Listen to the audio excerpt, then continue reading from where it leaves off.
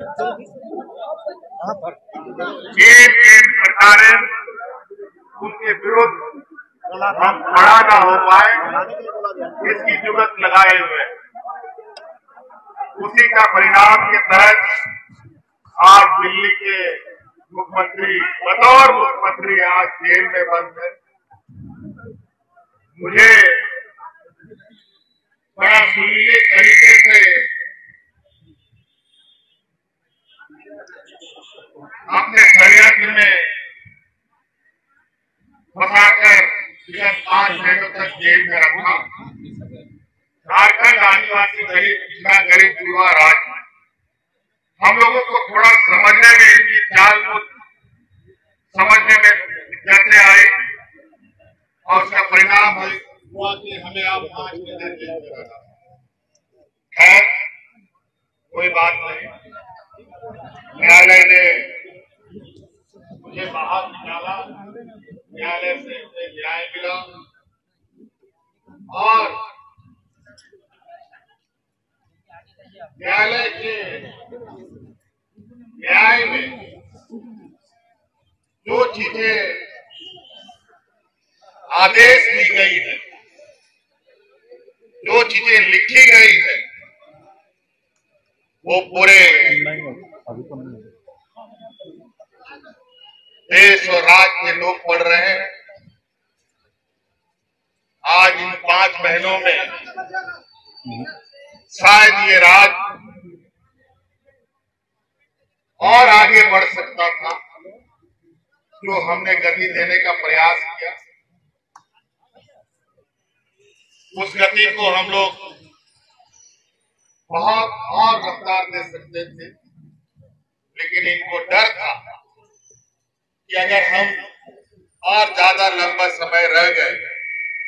तो जो हमारे विरोधी हैं इस राज्य में, मूल रूप से भारतीय जनता पार्टी के लोग, ये आने वाला समय में इस राज्य में दिया लगा के घूमने से भी वो लोग नहीं मिलते।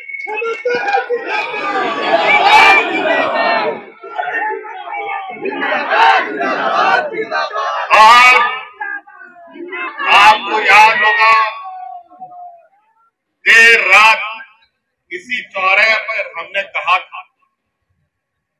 कि इन दुष्टों का ताबूत में आखिरी कील ठोकने का वक्त आ गया।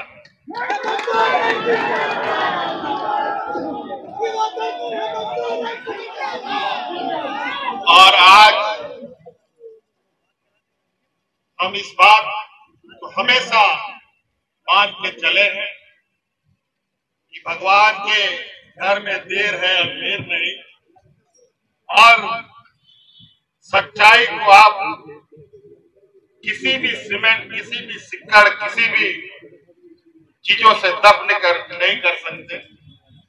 वो आज नहीं कल उभर के आता है, और आज उसी का परिणाम है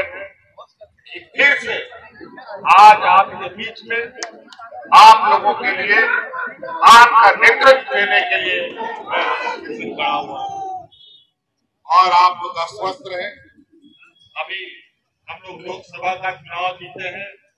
और लोकसभा के चुनाव में जो भी परिणाम हुआ है, ये परिणाम खुशी और दुख का समावेश है। फिर भी इस चुनाव के माध्यम से इस राज्य के गरीब युवा लोगों को, यहाँ के मूलवासी आदिवासियों को ताकत मिली है। और अब बहुत जल्द विधानसभाओं के चुनाव भी होंगे, और मुझे तो पता चल रहा है कि मुझे जानकारी आ रही है कि हमारे चुनाव नियमित समय से पहले कराने की तैयारी कर रहे हैं। मैं तो इनको चुनौती देता हूँ, चुनाव का घोषणा वो कल कर दे, परसों उनका समय नहीं हुआ।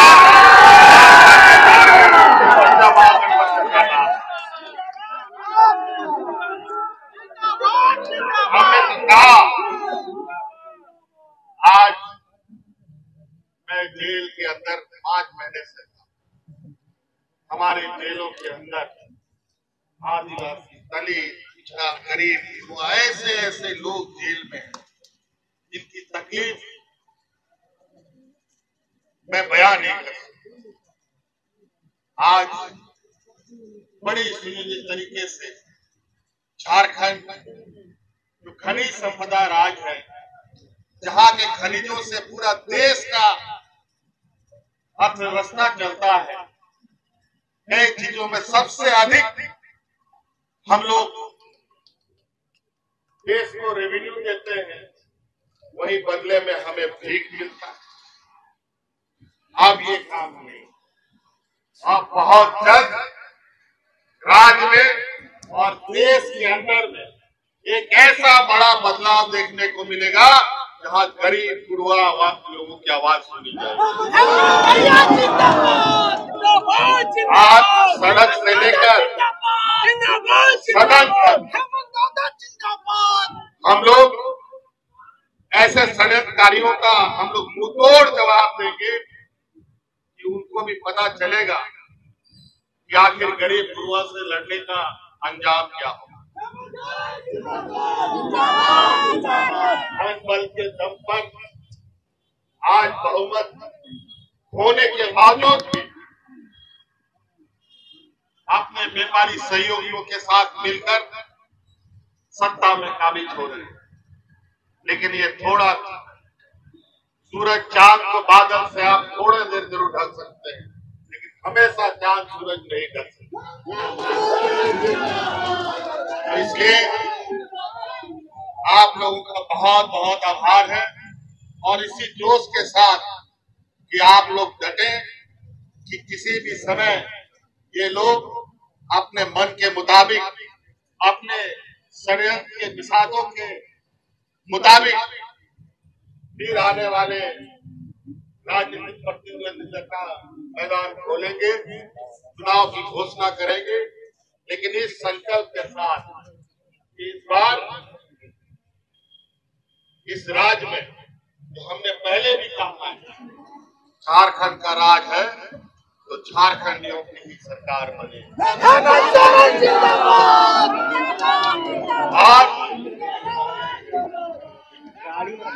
आज हमारे गरीब गुरुआ, हमारी आने वाली पीढ़ी, हमारे पढ़े लिखे नौजवान, हमारे पढ़े लिखे जो हमारी बहनें हैं, उन लोग के लिए मार्ग प्रशस्त करना, हमारे बूढ़े बुजुर्ग को मान सम्मान देना, और जो हमारा अधिकतर लोग गांव देहात में बसता है, तो कई कारणों से आज के दिन में भी अपने जीवन यापन के लिए जद्दोजहद कर रहे हैं।